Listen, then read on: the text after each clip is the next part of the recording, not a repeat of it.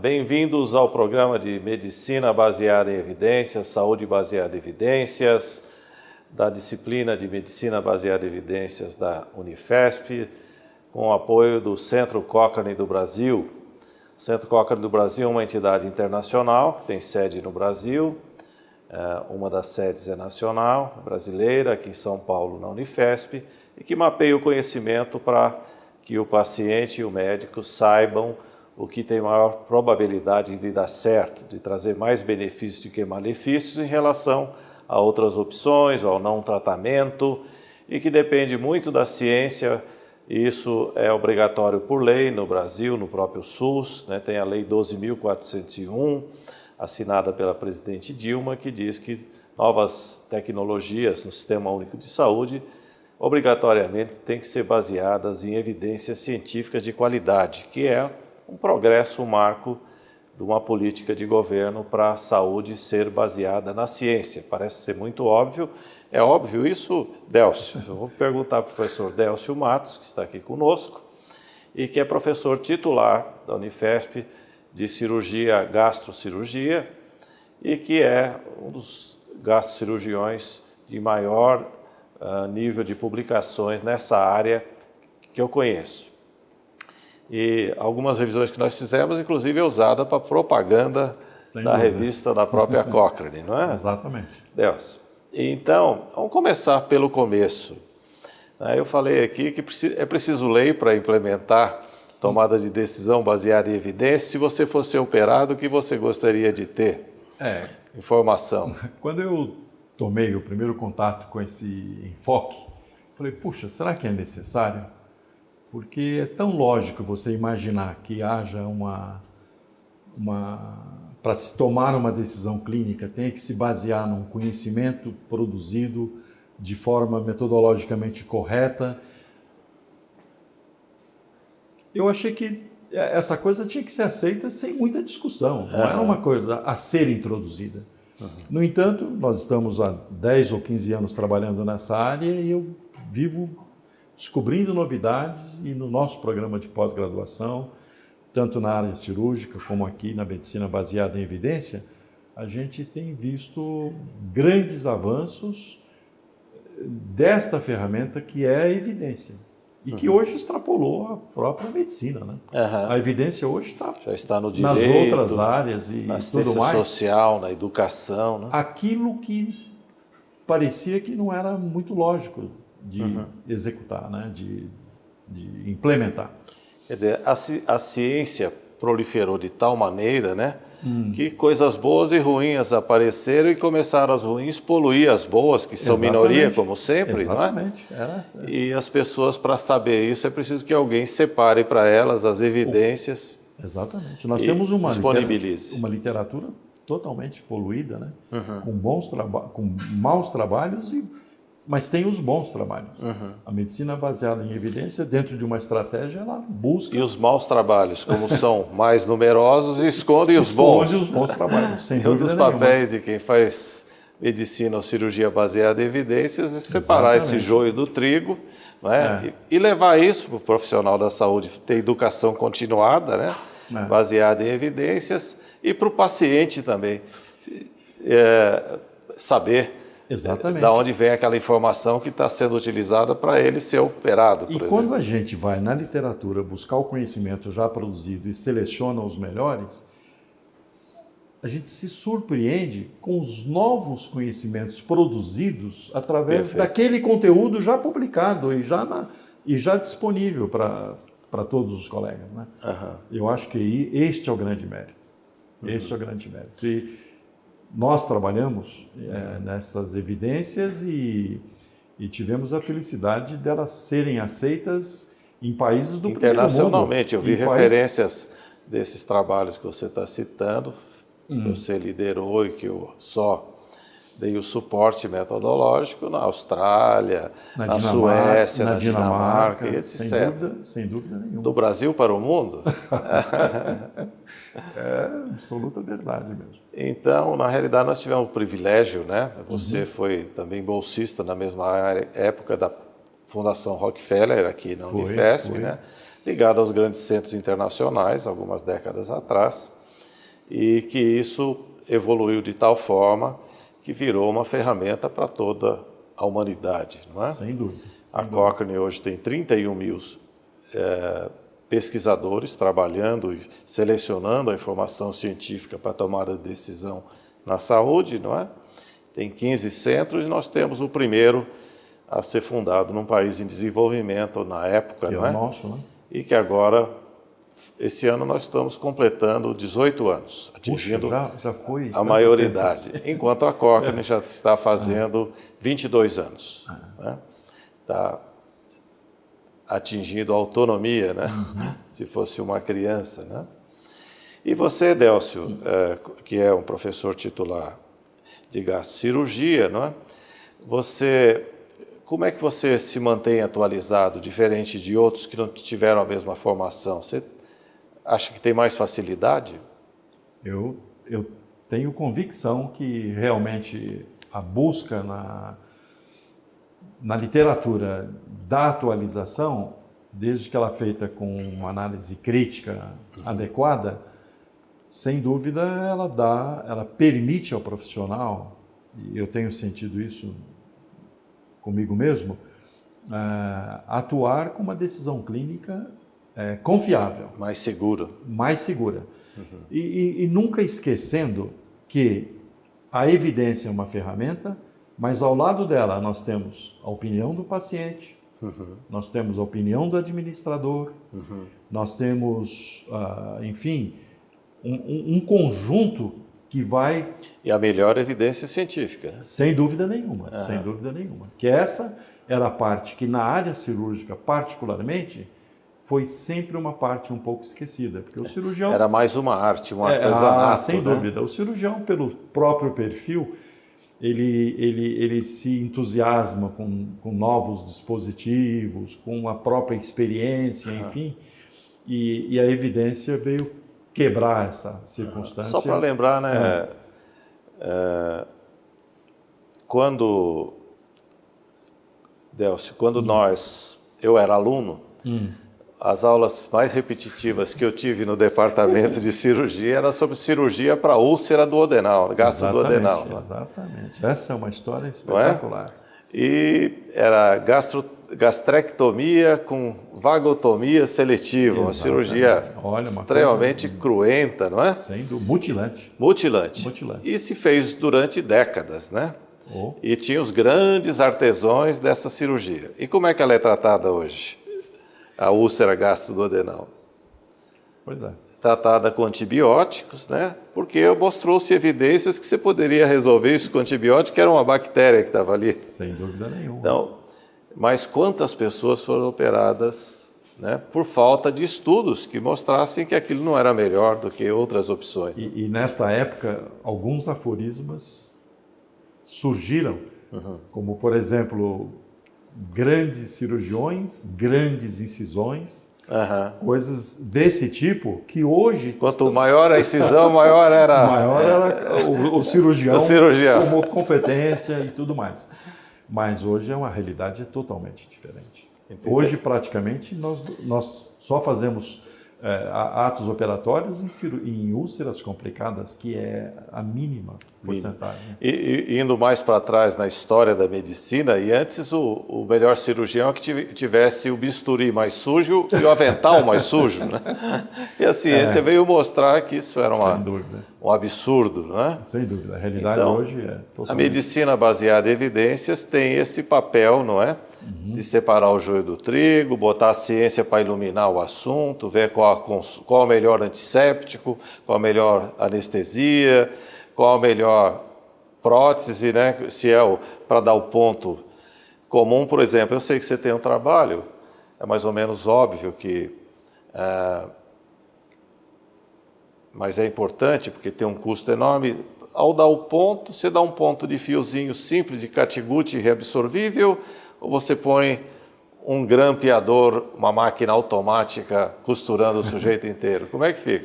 Se eu for atender como cirurgião a indústria, eu vou usar o grampeador, que fica caro para o doente, para o sistema, para o próprio governo.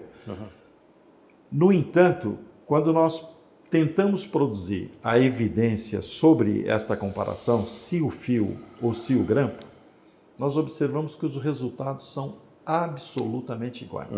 O cirurgião fazendo a sutura clássica, uma agulhinha e um fiozinho. Uma agulhinha e um fio. Ou aquele aparelho complexo, sofisticado e que libera um número de grampos que fixam os cotos intestinais. A parede, as alças. E os resultados são os mesmos. Esse trabalho é usado na propaganda da Cochrane, né? E está nas guidelines de países de primeiro mundo. Exatamente. Ele aparece nas grandes revistas como sendo um exemplo daquilo que nunca se questionou. Porque foi se aceitando sempre os novos dispositivos.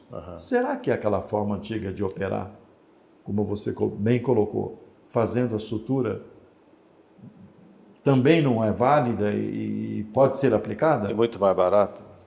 E sem dúvida nenhuma, diminuindo o custo, o nosso sistema está com sérios problemas. Aproveitar essa oportunidade desse assunto, né, para quem está nos assistindo aí pela primeira vez, que para saber se um tratamento é melhor do que o outro, é preciso que se faça estudos comparativos, né? Sem dúvida. Se escolhe os pacientes por sorteio, um vai receber um tipo de tratamento, por exemplo, vai usar lá os grampeadores, o outro vai usar a sutura simples e tradicional, que já tem séculos, não é?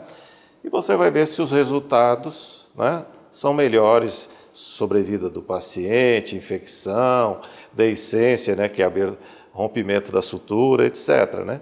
E o Delso mapeou esse conhecimento e mostrou que eles eram praticamente equivalentes, salvo a porção terminal do esôfago e do cólon. Exatamente, né? exatamente. Não é isso? É isso mesmo. Então, isso... você levou quanto tempo fazendo esse estudo? Eu acho que isso foi realizado. Você tá comentando a questão do... E fazer a revisão sistemática Cochrane, né? Quanto tempo levou? Cada estudo desse? É. Em torno de 2 a 3 anos. 2 a 3 anos. Isso. E você faz uma busca, encontra 1000 artigos científicos respeitados, né, nas grandes revistas, e acaba sobrando lá uma meia dúzia que tem qualidade para responder com precisão essa pergunta. Não é verdade? E você acha que quantos por cento dos profissionais da saúde do mundo estão preparados para fazer esse trabalho?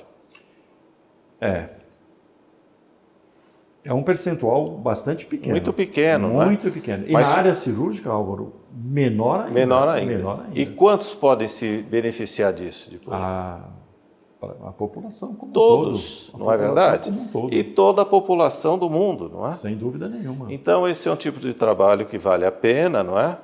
E é feito por 30 mil pesquisadores da Cochrane do mundo todo. Tem gente fora da Cochrane que faz isso também com propriedade, não é? E depois a Cochrane, pelo menos, distribui isso de graça para 2 bilhões de habitantes do planeta, né? Para a Organização Mundial da Saúde, para os serviços de saúde, para os profissionais da saúde. Aliás, no Brasil, graças a recursos do CAPES, da Organização Pan-Americana da Saúde, isso está disponível, né, um trabalho nosso, para todos os brasileiros, médicos ou não, profissionais da saúde ou não, leigos, está disponível desde 2001. Já são, então, 13 anos que você entra na internet e pega essas informações na Cochrane Library, né? É só entrar lá, Centro Cochrane do Brasil, que já aparece aí no seu vídeo, centrocochranedobrasil.org, clica lá em Biblioteca Cochrane ou Cochrane Library, põe as palavrinhas, o tipo da doença, o tipo da intervenção, do tratamento, e vão aparecer lá as publicações que são chamadas de revisões sistemáticas da Cochrane, não é? E isso é acessível gratuitamente em todos os países pobres do mundo, na Ásia, na África, na América Latina. Depois desse trabalho no Brasil, toda a América Latina tem isso disponível, não é? Países ricos, como no Reino Unido, pagam por isso e disponibilizam também para a população. Então, essa é uma nova ferramenta. Eu vou te fazer uma pergunta que é um pouco pretensiosa, eu pediria licença para você, mas depois você analisa criticamente isso. Você conseguiria imaginar a saúde e a medicina sem as revisões sistemáticas da Cochrane hoje, depois desses 22 anos? Eu tenho um bom tempo de carreira e eu posso, de maneira convicta, afirmar alguns enfoques na área cirúrgica de qualidade de pré-operatório e de pós-operatório. O cirurgião sem evidência, vamos chamar assim, é aquele cirurgião, por exemplo, que prepara o intestino do seu paciente. É aquele cirurgião que superidrata, dá grandes volumes no pós-operatório. Que põe o paciente em risco. Que põe o paciente em risco. É o cirurgião que drena todas as suas operações, porque ele acredita que a drenagem previne complicações. É o cirurgião que deixa o seu paciente no pós-operatório num jejum prolongado, o que coloca o paciente em risco. Todos esses enfoques, e eu poderia citar Dá alguns o antibiótico perioperatório fora do momento adequado. Fora do momento adequado. E repete ou de mais ou de menos. Todos esses enfoques da área cirúrgica e particularmente do pré, do intra e do pós-operatório, eles têm respostas baseadas em evidência e publicadas e divulgadas em todo o mundo, graças à ação da Cochrane, que você nos trouxe aqui para a nossa instituição, e que deveria ser, mas ainda não é, com satisfação, a forma de decisão, de basear a decisão de todos os cirurgiões.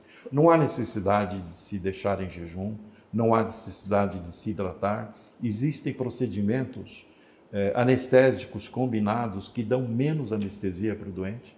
O doente pode se realimentar mais precocemente. Tudo isso graças a... Traz mais conforto, mais conforto, sem aumentar o risco. Colocar um dreno, por exemplo, num paciente, acreditando que ele vai ter menos complicações, é provocar, além do custo, um desconforto importante para o doente. Hoje, para o doente, a primeira pergunta, puxa, doutor, precisou de dreno? Aí ele tem aquele material estranho, que tem uma drenagem, muitas vezes serosa, sem nenhuma necessidade, mas que poderia ter sido evitado se ele tivesse o conhecimento da evidência produzida nesses. Isso nós já produzimos 10 ou 15 anos atrás, Álvaro, eu nem me lembro mais. Perfeito. E em relação, Délcio, você falou de cirurgia de colo. Sei. Como é que se trata clinicamente os pacientes? Nossa população está envelhecendo, grande parte deles, a partir dos 50 anos, começam a ter divertículos que infeccionam, não é? O que eles podem fazer primeiro para esse divertículo, que todo mundo, quanto mais viver, mais vai ser candidato, né? Mais vai ser a chance de se manifestar. Né? Como é que ele faz para que isso não complique, não se infeccione, não precise acabar numa cirurgia? O que ele pode fazer em termos de dieta, tratamento e etc? A doença diverticular dos cólons, ela chega até o cirurgião no momento da sua complicação. Ainda assim, dependendo da complicação, a participação do cirurgião pode não redundar num ato cirúrgico. A grande maioria dos pacientes que têm a doença diverticular, eles alcançam um grande benefício só em orientações sintomáticas e principalmente dietéticas. Dietéticas. Esses trabalhos estão há tempos publicados e demonstrando de maneira cabal que a fibra modifica a evolução natural da doença diverticular dos colos. Previne o sangramento, previne a inflamação e dá uma qualidade de vida melhor para esses doentes nos seus 60, 70, 80 anos. E se o sujeito começar a ter dor, que tipo de dor ele deve ter para procurar o médico rapidamente e não ter uma sepsis grave, etc? Exatamente. Dentro de uma faixa etária, o doente ele costuma manifestar desconforto abdominal, dor e, em raras ocasiões, ele desenvolve febre e estado tóxico que o comprometa.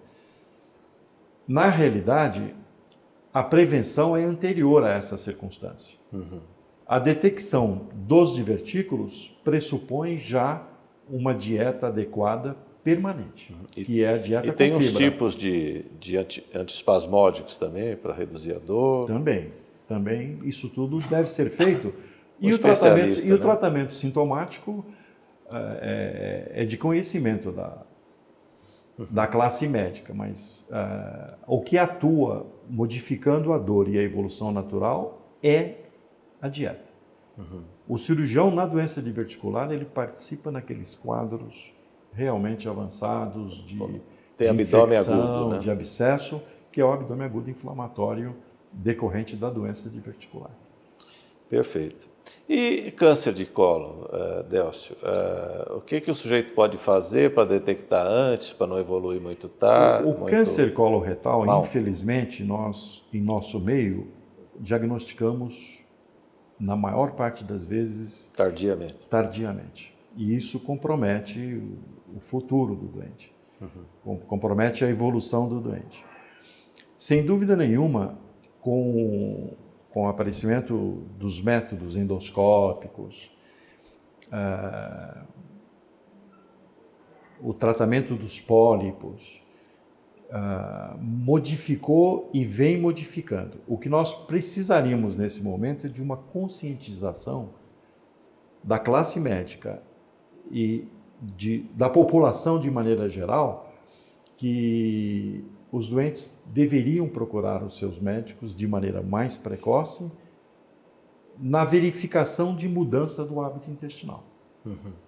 Este é o momento que marca... O que você chama de mudança de hábito intestinal? O indivíduo que tem evacuações uma vez, duas vezes, dia sim, dia não, e que há anos vem mantendo esse perfil, esse, digamos assim, é um indivíduo que deve ser considerado como um intestino funcionando normalmente.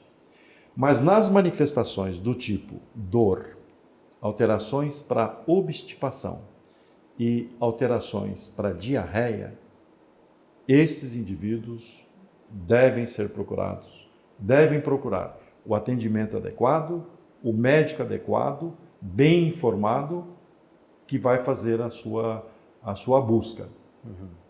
E, obviamente, vai ter condições de fazer o tratamento adequado. Isso é para colonoscopia e tal? Isso envolve uma colonoscopia, que pode ser realizada... Que é um aparelhinho que é colocado dentro do intestino. Exatamente.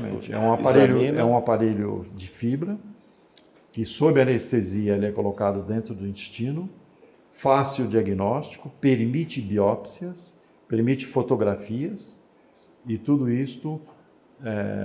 planeja a cirurgia se necessário. Se necessário, faz um planejamento cirúrgico. Enfim, essas são as evidências produzidas e que dão consistência para essas condutas, né? Muito bem, Délcio. E das revisões que você fez, eu gostaria de citar alguma que poderia ajudar na educação continuada. Você acha que é importante medicina baseada em evidência para a educação continuada? Não tenho, Álvaro, nenhuma dúvida a esse respeito. E eu venho sentindo, principalmente nos programas de pós-graduação, que os nossos colegas se sensibilizam, eles se motivam, se entusiasmam, no sentido de aplicar os conhecimentos produzidos na base da melhor evidência disponível. É óbvio que nós temos ainda muitas áreas que demandam a produção destes conhecimentos. Mas na nossa área em particular, esses conhecimentos, essa forma de busca do conhecimento, de maneira tão racional, ela deveria ser um elemento essencial na educação continuada dos nossos profissionais. Perfeito. Não é à toa que o Ministério da Saúde tem um site de saúde baseado em evidências, né, onde todo profissional da saúde de todas as áreas tem acesso às melhores revistas ligadas às melhores evidências científicas, né? O Best Practice, por exemplo, resumos, as revisões Cochrane, guidelines de qualidade, etc., tudo facilitando, né, os quase 400 mil médicos que nós temos nesse país e mais, provavelmente, quase 2 milhões de profissionais das áreas de apoio, a gente chamaria de paramédica, hoje esse é um termo que eu acho que não deve nem ser politicamente correto, né? Mas os nossos colegas da área da saúde, né? Os que fazem medicina preventiva, os que fazem fisioterapia, os que fazem uma série de especialidades, farmacologistas e assim por diante, e que nos dando a honra da sua atenção aqui. Então, se você for um profissional da saúde e tiver um registro na sua sociedade, né, como profissional, você tem direito a acessar o site do Ministério da Saúde, né? É uma ferramenta importantíssima. Nós temos na Unifesp também, os interessados, um curso um programa de pós-graduação, com mestrado, doutorado, pós-doutorado, que você é um dos orientadores, né? E todos que interessados por cirurgia acabam indo ser orientados pelo professor Délcio Matos, que é um grande professor da Unifesp e de medicina no Brasil, não é? Agora você está terminando a sua atividade, o seu período aqui, né, conosco. Infelizmente para nós, mas você continua aqui trabalhando ativamente, coordenando a pós-graduação. E é muito jovem aí e muito bem preparado para parar, não é? Então, nós estamos, infelizmente, completando aqui o tempo do programa. Eu queria que você passasse a sua mensagem final para os nossos espectadores. Eu fico muito contente, Álvaro, em saber que, a partir de um convite que você me fez há 15 anos atrás, ou pelo menos, né, e que nós passamos a frequentar essa área, a área cirúrgica da Escola Paulista de Medicina da Unifesp, ela enriqueceu muito. Enriqueceu porque eu sinto que ela aprendeu a produzir uma evidência científica de qualidade, pretendendo com isso nortear as nossas decisões. Porque o cirurgião, ele sempre se baseou as suas decisões na sua experiência, e você, como eu também, conhecemos os nossos professores desta maneira. Hoje a mentalidade está totalmente mudada. Então eu fico muito feliz em poder estar aqui, dividir esse momento com você, poder orientar os profissionais, os nossos ouvintes, e entender que essa questão como um todo é fundamental para o nosso sistema de saúde. E agradeço a você essa oportunidade. Eu que agradeço você aqui. E é possível errar menos, né? A gente, ninguém é dono da verdade, mas é possível reduzir os erros, aumentar a eficiência e aproveitar melhor os recursos para a saúde que nós temos, que precisam ser aumentados, mas mesmo aumentando, né? Os Estados Unidos hoje, com 2 trilhões e 500 bilhões de dólares por ano, não consegue tomar conta da saúde de 300 milhões de habitantes. Com dificuldades, como a Inglaterra. Exatamente. Por que não usam um sistema de busca de eficiência baseado na melhor evidência científica existente? Para você, espero que a gente tenha sido útil para a sua saúde, ou da sua família, ou dos seus pacientes. E fiquem conosco e a gente volta no próximo programa. Muito obrigado.